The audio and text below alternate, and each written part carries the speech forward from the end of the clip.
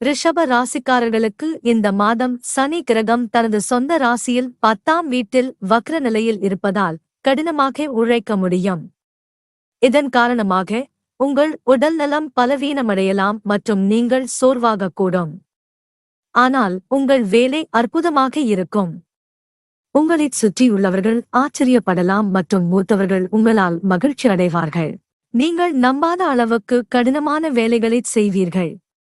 7வது வீடான செவ்வாய் கிரகத்தின் அதிபதி உங்கள் ஜாதகத்தின் முதல் வீட்டில் இருந்து 7வது வீட்டில் பார்ப்பார்.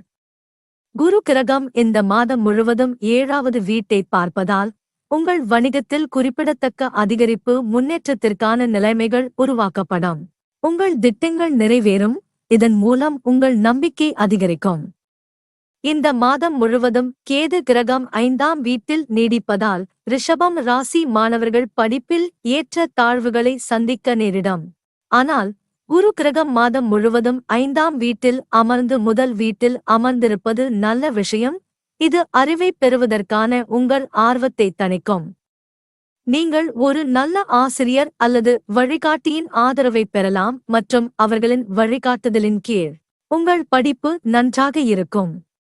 2ஆம் வீட்டின் அதிபதியான புதன் உங்கள் ஜாதகத்தின் 4வது வீட்டில் சுக்கிரனுடன் சேர்ந்து நீடிப்பதால் வீட்டில் மகிழ்ச்சியும் அமைதியும் நிலவும். பரஸ்பர அன்பு மற்றும் சகோதரத்துவ உணர்வுகள் மேலோங்கும். குடும்பத்தில் உள்ளவர்களிடையே அன்பு அதிகரிக்கும். வீட்டில் புதிய விஷயங்கள் நடக்கும். புதிய வாகனம் வாங்கலாம். சொத்து யோகம் ஒருவருக்கு உண்டாகும். அது மட்டுமின்றி உங்கள் வீட்டிற்குள் சில சுப வேலைகள் அல்லது ஒரு செயல்பாடு ஏற்படலாம்.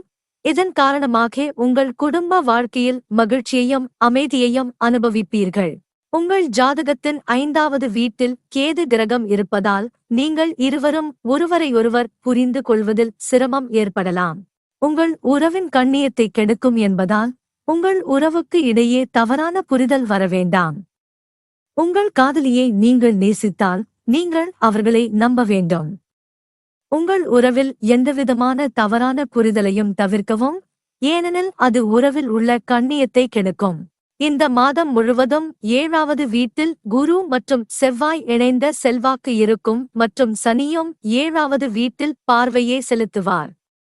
இது உறவில் திருமண வாழ்க்கையில் பிரச்சனைகள் அல்லது கொந்தளிப்பை ஏற்படுத்தும்.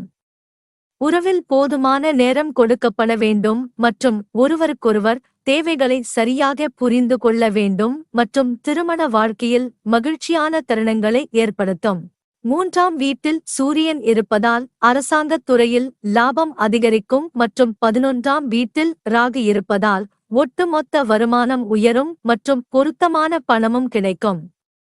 12ஆம் வீட்டில் அமர்ந்திருக்கும் வக்ர சனி செலவுகளை கட்டுக்குள் வைத்திருக்க உதவுவார்.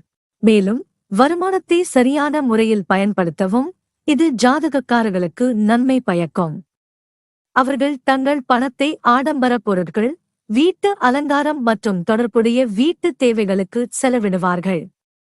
உங்கள் ராசி அதிபதி சுக்கிரன் 4வது வீட்டில் தங்கி சனியின் பார்வை இருப்பதால் அவ்வப்போது சிறு சிறு பிரச்சனைகளை சந்தித்து நேரத்தை செலவிட வேண்டி வரும்.